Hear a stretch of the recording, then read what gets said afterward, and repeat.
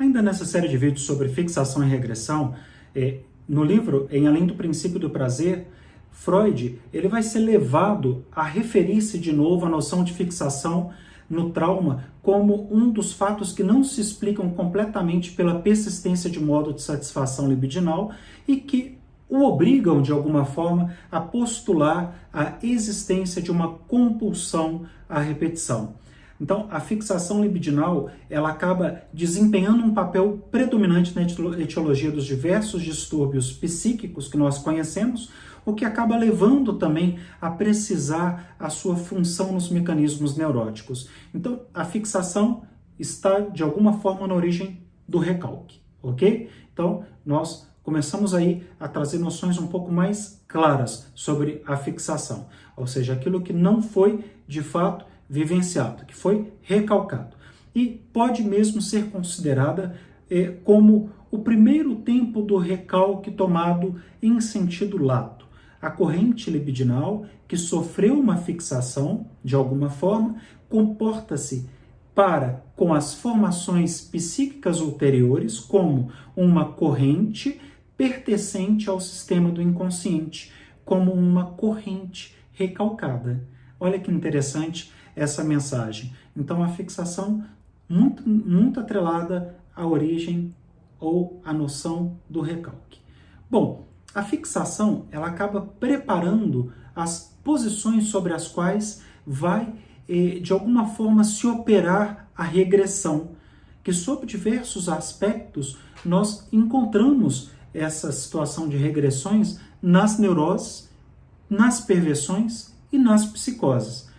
As condições da fixação são, para Freud, de dois tipos. Por um lado, ela é provocada por diversos fatores históricos, influência da constelação familiar, traumas, todo tipo de situação. Por outro, ela pode ser favorecida por fatores constitucionais, determinado componente pulsional parcial, ele pode ter uma força maior do que outra, né? Então, vamos imaginar aí essa noção das pulsões, né? Mas também pode existir em certos indivíduos uma viscosidade geral da libido, né? Que os predispõe a defenderem cada posição libidinal, uma vez que é atingida por angústia de perda ou por abandoná-la e por temor de não encontrarem nessa posição ou na posição seguinte um substituto plenamente satisfatório.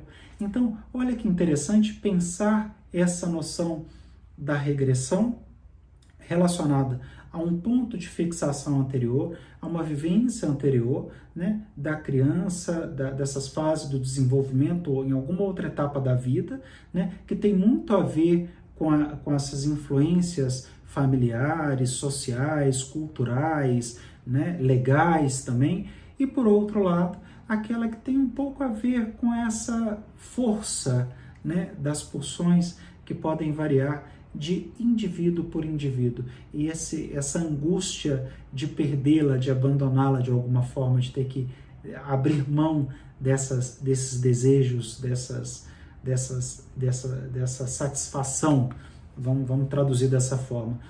Então, pensando um pouco na regressão, a essência de uma regressão da libido, da fase genital à fase sádico-anal, por exemplo, ela acaba assentando numa desfusão das pulsões, enquanto inversamente o progresso da fase anterior para a fase genital definitiva tem como condição uma adjunção de componentes eróticos. Um pouco confuso tudo isso, porque pensar que a essência de uma regressão da libido, da fase genital à fase sádico-anal, né, ela assenta numa desfusão das pulsões. Significa que, né, ela não foi plenamente satisfeita, né? Então, pode ser que por algum processo de insatisfação ou da busca dessa satisfação não plenamente satisfeita, exista um processo de regressão dessa fase genital, que nós já compreendemos como uma fase adulta, do jovem adulto ou do adulto, a uma fase sádico-anal anterior. Bom, outro risco apontado refere-se, por exemplo, à possibilidade de parte da libido que havia evoluído para um estágio posterior retornar a uma fase anterior do desenvolvimento. Isso é muito comum, fenômeno denominado de regressão.